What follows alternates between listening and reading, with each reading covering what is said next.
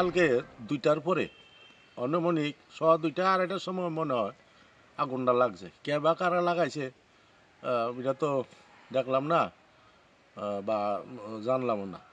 তো আমি খাওয়া দাওয়া করে রেস্ট করতাম যাবো, তখন একটা মেয়ের ইয়ে খবর কইছে যে আপনার বাগানে আগুন লাগছে।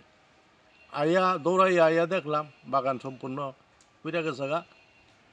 আর আমার মাথা মেমোরি আর কাজ করতেছে না।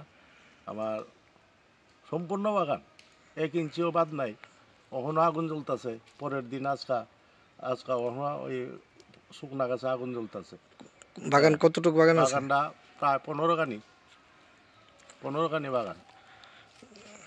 এই সঙ্গে কি আপনার ভাইরও আছে? সঙ্গে আমার যৌথ, তবু ওই ছোটো ভাই চতুর্থ ভাইটা কাটে আর কি, বাদল দেব। আর আমি হরিপুর দেব আমার আছে। গাছ আনুমানিক কত গাছ হইবে আপনার এখানে? আনুমানিক 800 গাছ। কেমন ক্ষতি হইবে মনে করেন? তো ক্ষতি ওখানে প্রচুর ক্ষতি, তো প্রচুর শীত তো আইয়া মনে করেন মাসে আপনার প্রায় 40,000 টাকা মাসে আয় হয় আর কি। প্রশাসনটা জানিয়েছিলেন? প্রশাসনে কালকে তো জানাইছি না, আজকে ওই থানাতে গেছিলাম। থানা অফিসার আজকে আইব, সেরা ইনভেস্টিগেশন করিয়াছিরা, তারপরে যা কিছু করার করব। আপনার কি মনে হয় মানে এদিক দিয়ে বাগানে আগুন লাগানোর পেছনে কারণটা কি?